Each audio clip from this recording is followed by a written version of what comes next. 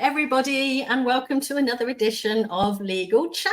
And today we have Rachel, which is super exciting. Hopefully you're not sick of me already, because I was here yesterday doing a live. But I loved it so much, I thought I'd come back for some more. Why not?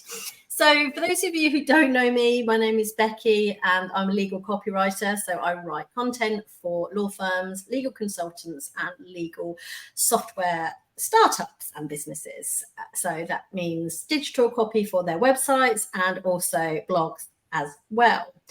So as I said, I'm delighted to have Rachel come and join me this morning on my live. So Rachel, take to the floor, tell everybody what you do. Morning. So I'm Rachel and I own a business called Mighty Moxie Marketing. Essentially, we're there to support and help legal suppliers and law firms meet their marketing needs, whatever that might be, either outsourced as one element or we can be our entire team. Perfect. So today we're going to be talking about different challenges that we see within content within the legal sector, and also how you can address some of those issues. We'd really love it if you could make this an interactive session as well. So any comments that you've got, any questions, keep your heckles to yourself there, please, just nice comments only. Let us know, and we will address them as well as we go, because we obviously from our point of view, we see some challenges as they are, but it may well be that they're not quite accurate, and you could let us know if there's anything really specific that you're struggling with. So without further ado, Rachel, let's have a little chat about what you see as the common challenges in creating content, or just marketing in general for law firms. I think because we deal with both law firms and legal suppliers, there's a couple of different challenges, but a lot of them are often the same. And I think one of the biggest ones is time, particularly when you've got a full practice, full service law firm with everybody working hard, fee earning. And how do you go about marketing those different practice areas that often work as silos as well? So they're in their own bubbles of their own practice area. How do you bring together being able to market that law firm as a whole, but also as separate entities? And that's often something that's really challenging for a lot of the law firms that we speak with. And then on the flip side, the legal suppliers, they might have one laser focused pain point and challenge that they're able to satisfy, but how do they reach those people that make the decisions to implement what it is that they are able to provide? So time is something that definitely is a challenge, I think, for both of those sectors. And in terms of how did they do it? How do they go about it? What are they supposed to be producing? There's just so many ways that we can now market our own businesses. Becky, you and I are faced with the same challenges. What social channel should we be using? Who is it we should be going after? Should we be nurturing our current clients? Well, yeah, but how do we do that? So there's just this myriad of questions that we have now. It used to be my husband's auntie once said to me, well, it's just it's easy, isn't it? It's just newspapers and stuff. And I'm like, no, it's really not like that anymore. It is so much harder. And, we live in a digital age where we're having conversations in so many different ways. It might be through DMs, it might be through Zooms, it might be through email, it might be through, it could be any which way. It isn't just a case of someone turning up, knocking on the door and saying, I need your help, and also people are opinionated and they're impatient and they have ways of finding stuff out that they didn't have before. So there's just so many different things that could be negative that we need to learn how to firefight those and actually be more proactive and make sure that we're not firefighting, we're mitigating. But how do you do that? I could go on forever, as you can probably tell. So there's a lot, but I think that one of the most common things is time, and then knowledge about knowing which space they should be in and why. Yeah, I think so. It's challenging for us, and we're in marketing, let alone legal professionals that really don't have a firm grasp on what they should be doing. I think to address that point, the most important thing is to think about your potential clients and think about, number one, what they care about, and also where they are. So it's a case of tracking those down. Maybe they'll be on Instagram, so you could potentially look to do Instagram stories or reels or try and get some attention that way. They might well be on LinkedIn. You might be needing to get some organic traffic to your website, which means you want to focus on blogs, for instance. So I think that would be the first step. Would you agree, Rachel, in terms of finding out where your customers are? Yeah, I would. I mean, a good example might be, and an easy example might be, particularly for legal suppliers, are you looking to target a culp or coffer? So someone that's dealing with compliance within a law firm. If that's the case, then you know that you're going to be going after managing partner who makes decisions, practice manager who might have something to do with the compliance element, and then those actual specific roles of culp, coffer, hoffer, hulp, MLRO.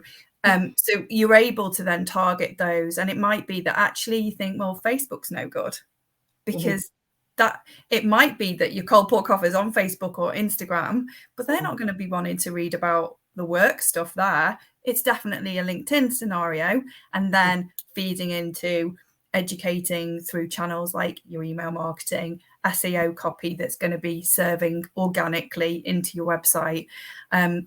That sort of thing. As far as law firms are concerned, yeah, there's an element of B2B, obviously, because all businesses need legal help. It doesn't matter which business you're in, you need help. But it's also B2C. So clients, customers, what are they facing? How are they dealing with what they're dealing with? How do they want to access it? Yeah. So we know, I mean, Becky and I, you and I both know that when it comes to SEO in particular and driving that organic growth. Sorry, go on.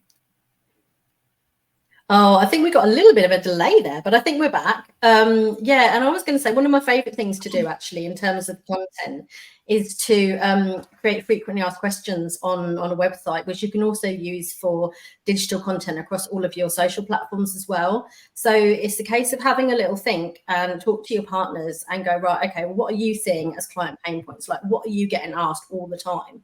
It might well be really obvious to you and think, well, people aren't going to want to know that, but they probably will. So if one client's asked you that question, or they might need reassurance about a specific topic, how your process works, how long it's going to take, there'll be loads and loads of questions around that.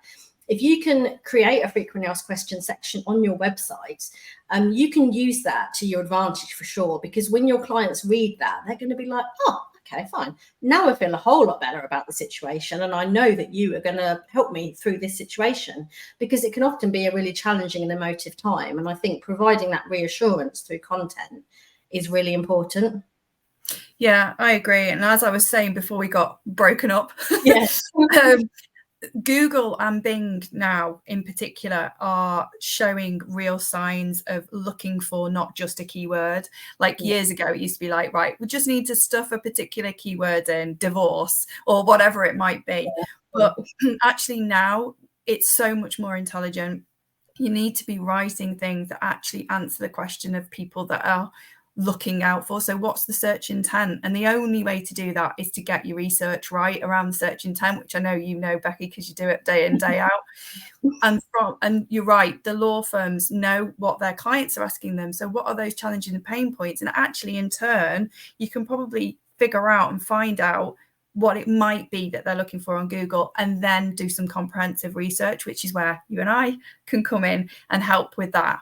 And then that creates that big structure of questions that are getting answered that hopefully meet the needs of your prospective clients. And that you and I both know that good content then needs to get repurposed. Email marketing, social posts, as you've already said. I'll let you. I could go on, sorry. Yeah, exactly. I mean, you can create little video reels out of it. There's loads and loads of ways to do it. And also, having a look at your website and seeing what existing content you've got on there as well, even if it was from a couple of years ago, repurposing that, refreshing it with perhaps the new information, and most importantly, putting the current date on there so Google knows that this is fresh content. That's a really good strategy for when you're a little bit short on time as well. You can definitely do that. But I've been speaking to some firms lately, and I have to say it's really positive that they are making a shift towards making the effort to write that content. So they're asking all the different partners in the firms to write their content, which is great. But I can definitely see a couple of challenges with that. Number one, harking back to time, like lawyers don't really want to be like, oh, well, I must write a blog post today. It's definitely not going to be a priority when you should be doing fee earning work. It just doesn't make sense. Secondly, it's that consistent tone of voice as well. So if everybody's writing articles, it's not going to sound the same, and that can really impact the brand as a whole as well. Yeah, I agree. And in fact, when I was a fee earner, we had a great regime at a particular one of the firms I was at, where everybody did get to write a blog about their particular practice area. And that was great in itself. But like you say, everybody has different styles, and everybody has a different tone of voice. Everybody has a different way of approaching a problem or a challenge. So it's not necessarily going to speak from a brand point of view, but also, I know I did this myself, so it isn't a criticism. I was far too legalese because I was so in it. I didn't necessarily recognize that actually I wasn't answering the questions. I was telling people the facts, and I was telling people the law and how it might affect them from a legal point of view, but there wasn't very much emotion in it, and there was an understanding, but there wasn't a lot of understanding around why they should come to me for that legal advice or for that help. And I think that's where it is a challenge. And I find it myself when I'm talking about what we do, the pain points and challenges. I just think, as you said before, you might think it's obvious, so you don't think to say it. Yeah. But actually, it's not necessarily obvious. So one of the biggest things is, I always say, is strip it right down. And actually, can a 9-year-old understand what it is that you're trying to do in terms of solving that problem? And if you can get to that point without patronizing your audience, then you're kind of going to start hitting those barriers and breaking through them and making people realize that you can really help them. That's the power of content. But then obviously delivering it in those different nuancy ways that we've already touched upon. I think it's really hard in regulated industry to let go a little bit and realize that it's okay to be familiar, to be a bit touchy-feely, to show that you care. I think it's really hard, as you're trained to be, take the facts, use the facts, apply the facts. And that's absolutely right. But when it comes to dealing with, particularly with the more, nuanced, emotional sides of law, reaching those people that might really, really need you. One of my clients yesterday had a Google review, and it was so good, 5 stars. And the reason why that Google review said how brilliant that lawyer wasn't to do with the application of the law. It was how they dealt with her and how they understood that she wanted to be told things in a non-legal way. Yeah. And that, that is massive. I think that we understand that people, not everybody's a lawyer, not everybody understands what goes on. And yes, keep on top of the new legislation. Perfect example, 20-mile-an-hour limit in Wales. So I live on the border of Wales. I live in Chester. So if I bob into Wales, I now need to realise, oh my God, if it's 30, it's actually a 20. Yeah. So what's the impact of that? It's frustrating. It can feel annoying, but what happens if I was caught? Back to your point about frequently asked questions, a blog post on that is brilliant. So because that's really recent, and then share it as much as you can and shout about it. Say who can help you from the firm. So a little personal profile about that person, that they're a human being. And that actually, it can feel quite scary if you're caught doing something like that, because it's a criminal act, even though it's just breaking a speed limit, it's still a criminal act. So that sort of thing, I think, the emotion behind things is often really key.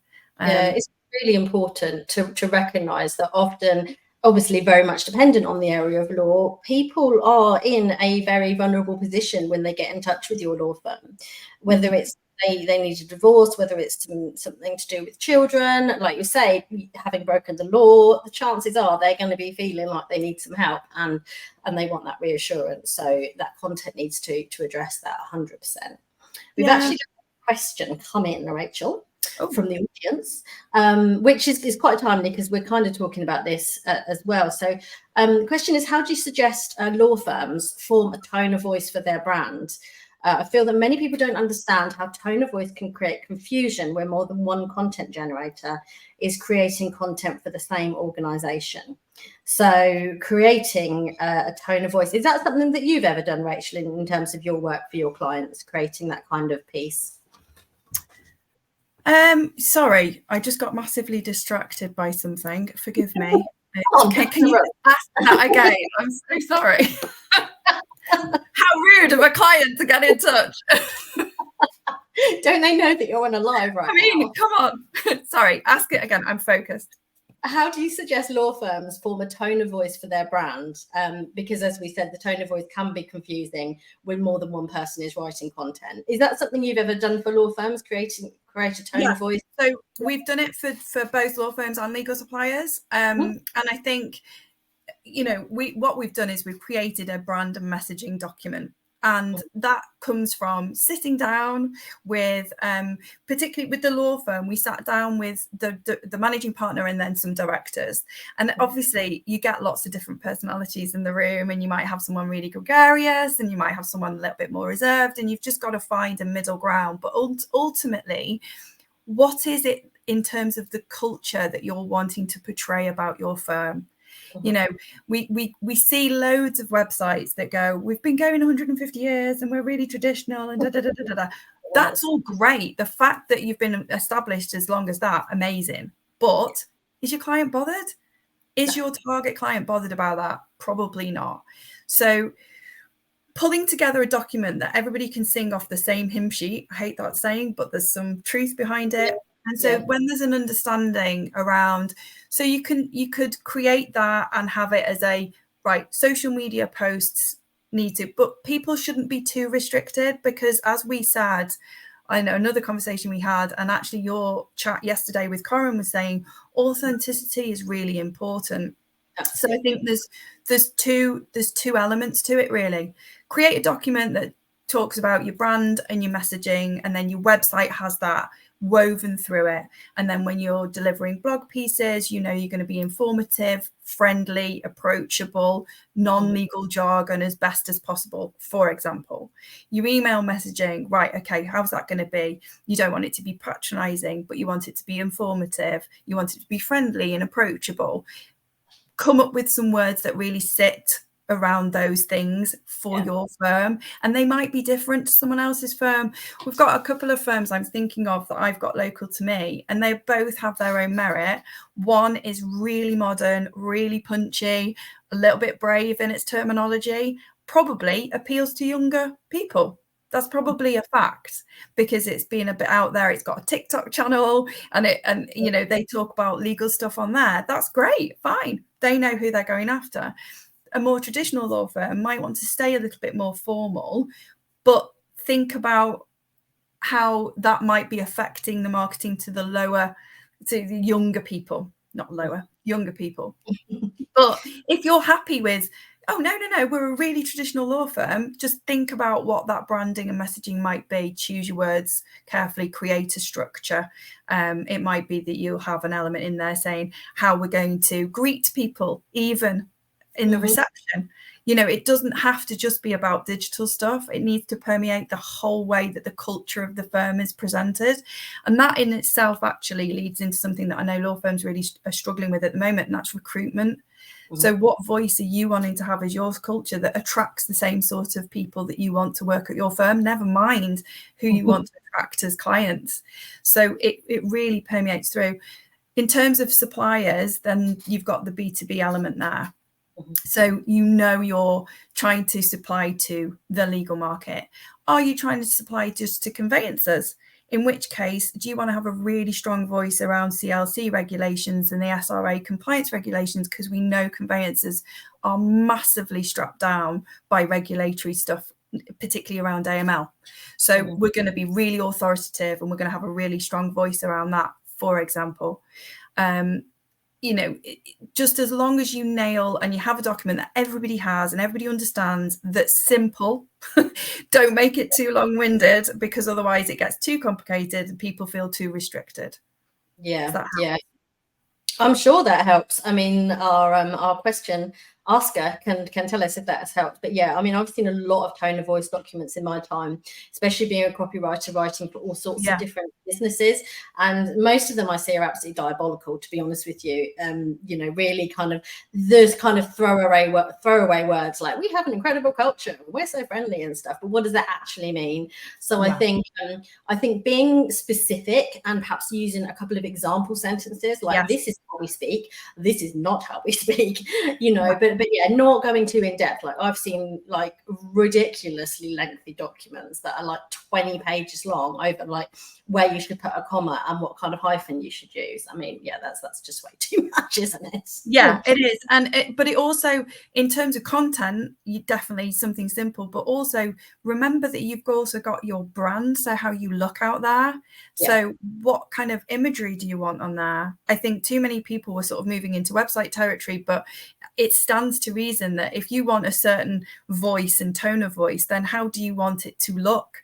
So you don't want static pictures that are stiff and boring, or, you know, you want engaging photos. And the worst thing I hate on websites is stock photography. Use your own photos, people. Yeah, please. I know it's better, but it's worth it, isn't it? It's really worth it. It is.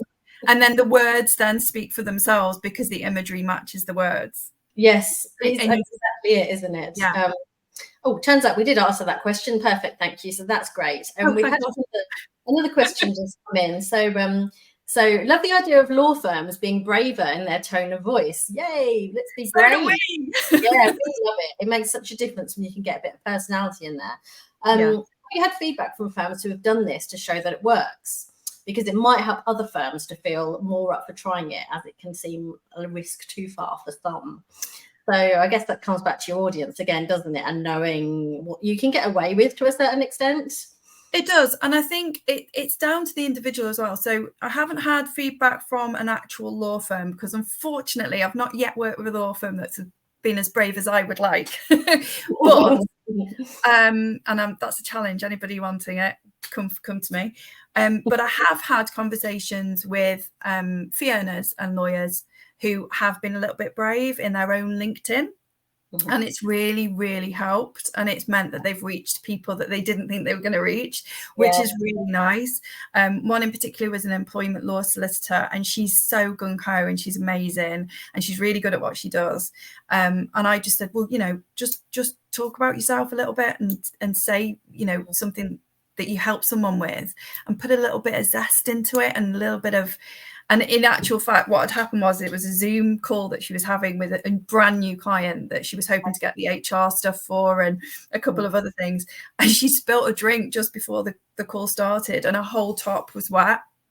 And it just, the guy came on and she had it. And then she wrote about it. And that human side of it, she got 4 different direct messages from businesses. Who are going, amazing. And I just think there's a lot to be said for that, because all too often my in-laws had a conveyancing transaction for some land they were buying, and they didn't want to bother their conveyancer because they were a bit worried about bothering her.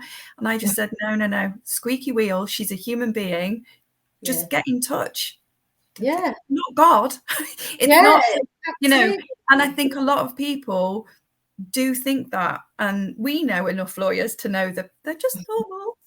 Definitely. Actually, the majority of lawyers just want to help as well. So if you can get that across, that's gonna always really, really help. And being a bit brave can actually mean you get that across. Yeah, I think so. I attended Legal Geek a couple of weeks ago, and I know you've got FOMO, Rachel, from not coming, because I'm going to get you there next year. It's going to happen, okay? So non-negotiable.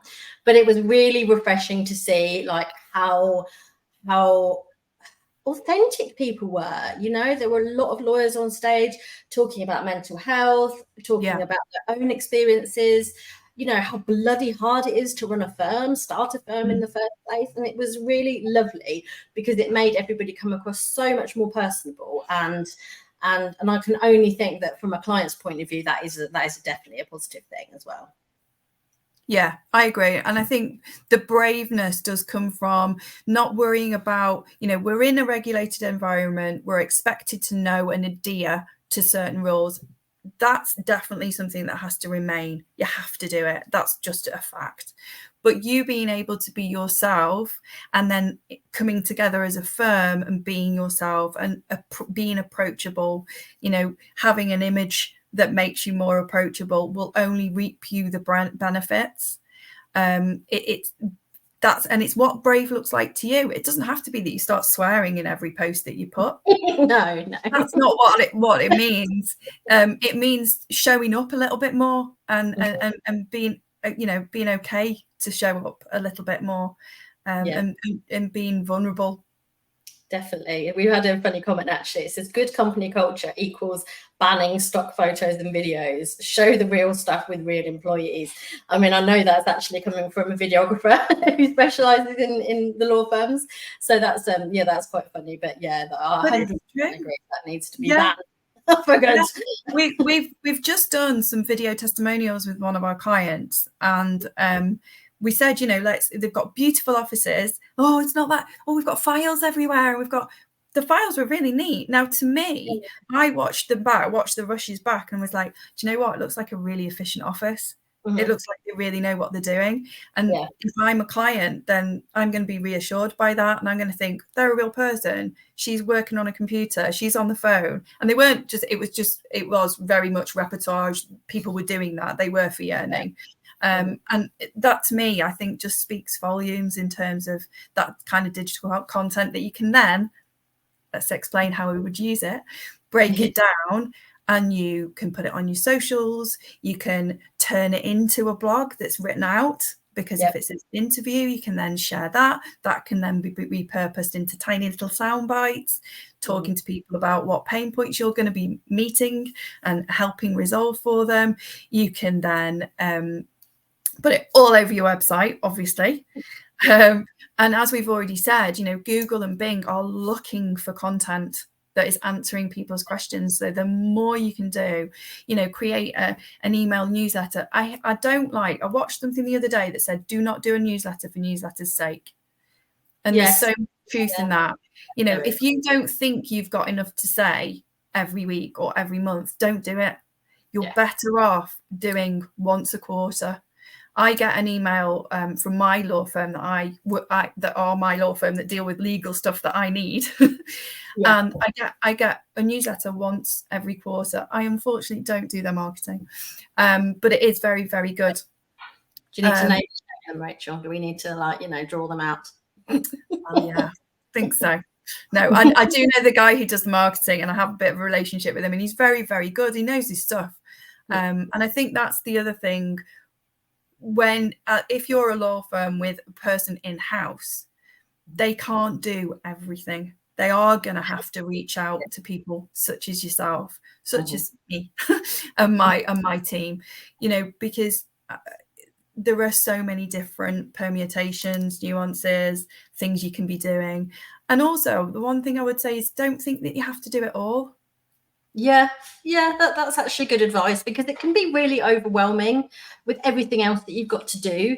And even like you say, if you do have somebody in-house, that person's probably pretty busy with creating a structure and a marketing plan for the whole firm, let alone actually creating any of the content to begin with. So and I see adverts all the time that are marketing not just in law firms, everywhere, marketing manager. And it's a whole list, and it's graphic designer, SEO, social media management. All those roles are independent roles and specialists. And as we continue into the digital age, they're becoming more and more and more specialist. Yeah. Oh, that's awesome. Okay, we've got a couple more questions to get through, and then we'll probably wrap up, guys, unless anybody else pops in. But in terms of a mix of content, do you recommend a mix of content such as educational and promotional? And are there any specific ratios that you'd recommend? I mean, obviously, we're not going to advocate going, all in, sell with your content, because that's going to turn a lot of people off. But what do you think about that, Rach? So I can give you an example of something that's really working. I've just done a report this morning for a client that we're doing email marketing with. And part of the structure that we've decided, and that's really, really worked, we've been doing about 18 months now, and it's showing real traction in that we do a really nice educational piece. And by that, I mean talking about only probably one element, like one challenge, one pain point, one subject area that we're really laser focused on. AML, again, is a really good one to talk about, especially with the SRA compliance conference over yesterday. But honing in on something that they might not, your audience might not actually realize is happening, or might not know is going on in a non-patronizing way, but that informs. Then sort of following that up with a testimonial, a case study that kind of gives that social proof about what you're trying to educate them on, can really help. And just even just doing a bit of information, follow it up a couple of weeks later with some case studies in an email scenario can really help, because it's just gentle touch points as well. I think nowadays nobody wants the hard sell. No. I think Corin yesterday said cold calling is dead. Yeah. And I think it really has died. I think there's a way in which that we have to make sure we're having those touch points with our potential clients. And there's just so many, we've already touched upon it, and we've got, been talking for half an hour now, but finding that one methodology that in terms of education versus non-education versus sales is really important, and a clear mix. And proportionality wise, I would say education is a better way to go. Content, you've already said it, FAQs, answering questions, going deep down into one focus is obviously very good. And then the sales messages work far harder for you, because you've already taught your audience that actually this is something that they've been looking for and they didn't realize they were. That's it. And it just gives you a position of authority and a position of trust, because that content makes you look like you know what you're doing, which is great. Yeah. So I would probably go as far to say it would be like 70-30 in terms of educational content. I would agree with that. And particularly from the whole organic search point of view, whether you buy into it or not, it's happening. So by answering those questions, that search intent, what your prospects need to know about, but they don't realize they need to know about, is only going to be a winner in the long term. You've just got to be prepared to put the work in and be consistent. Yeah, 100%. All right then. Well, let's wrap up, because we're just over 30 minutes, which has been great. Thank you everybody for your comments. So we need to finish up with a call to action, obviously, because that's why we're here. We like to give you the educational content, but also talking about what we do as well. So Rachel, you would obviously be best placed to help create that marketing plan and strategy for firms, and that's something that you do a lot, isn't it? Yeah, we often just help with the strategy and then either give them the tools and ideas, and clients go up and do it themselves, or more often than not we end up doing at least some of it with them and alongside them and help them. So my CTA is to ask anybody out there if they want to message me with what they're really finding most difficult when it comes to marketing. So it might be that you think, we're writing some blog content, but we don't know where to put it and we don't know how to distribute it. Or it might be that, we want to do some video content, but we wouldn't know where to start. Or we know that the user experience of our website isn't really there, but we don't know how to make it better. So what challenges have people got right now that they think is a priority for them? Because I think of the priorities that I can think of that they should be, but actually there might be priorities that other people think are more what they need. Yeah, that's cool. Okay, so you heard it, people. Slide into Rachel's DMs with all of your problems and she will solve them for you. Isn't that nice? I'm going to put a link in the comments because I have just created an 11-step blog outline template. So if you are feeling inspired about going to create your own content, you can download that for yourself. All you need to do is follow the link in the form and you can get going with that, which is going to make Google happy and make your website happy as well. So this has been a delight. Thank you, Rachel, for joining me. And we will see you soon. Thank you so much. Bye. Thank you. Bye.